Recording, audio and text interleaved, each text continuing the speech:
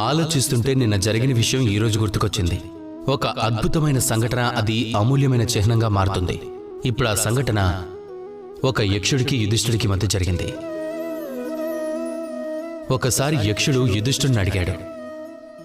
అతను ఇలా చెప్పాడు, ఒకవేళ మీరు నా ప్రశ్నకు సమాధానం ఇవ్వగలిగితే అప్పుడు నేను మీ అన్నదమ్ములందరికీ పునర్జన్మను కల్పిస్తాను అని. అందులో చాలా కఠినమైన మహత్వపూర్ణమైన ప్రశ్న ఇది. ప్రపంచంలో అన్నిటికన్నా పెద్ద ఆశ్చర్యమైనది ఏమిటి అని.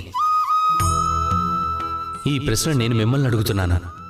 ఇప్పుడు ఒకరు చెప్తారు స్వర్ణంతో తయారు చేసిన లంక అని, ఇది ప్రపంచంలో అన్నిటికన్నా ఆశ్చర్యమైన విషయం అని. ఒకరు చెప్తారు హిమంతో తయారయ్యి ఆకాశాన్ని తాకుతున్నట్టుండే పర్వతం అని. ఒకరు చెప్తారు సముద్రం అని, దాని లోతును తెలుసుకోవడం అసాధ్యం కాబట్టి. ఒకరు చెప్తారు వాయువని, అది కనిపించదు కాబట్టి. అలాగే అది మనకు జీవితాన్ని ప్రదానం చేస్తుంది. ప్రపంచంలో అత్యంత ఆశ్చర్యమైనది ఏమిటి? ఈ ప్రశ్నకు సమాధానం యుధిష్ఠుడు చెప్పాడు. శ్రేష్టమైన సమాధానం ఇచ్చాడు, మంచి సమాధానమే ఇచ్చాడు. అతను చెప్పింది ఏమిటంటే, ప్రపంచంలో ప్రతిరోజు ఎవరో ఒకరు జన్మిస్తారు, ఎవరో ఒకరు మృత్యువోడిలోకి వెళ్తారు. ఈ విషయం ప్రతి ఒక్కరికి తెలుసు, అందరికీ తెలుసు. నేను జన్మించాను, మళ్ళీ ఏదో ఒక రోజు నేను కూడా మృత్యువును పొందాల్సిందే అన్నది. ఇప్పుడు ఈ విషయం ప్రతి ఒక్కరూ తెలుసుకోవాలి. అయితే ఎందుకు ప్రతి ఒక్క వ్యక్తి ఈ చింతలో ఉంటారు, పరధ్యానంలో ఉంటారు, బాధపడుతూ ఉంటారు? తనకు మృత్యువుని ప్రాప్తించుకోవాలని ఉండదు అని, తను దూరంగా పారిపోవడానికి ప్రయత్నిస్తారు.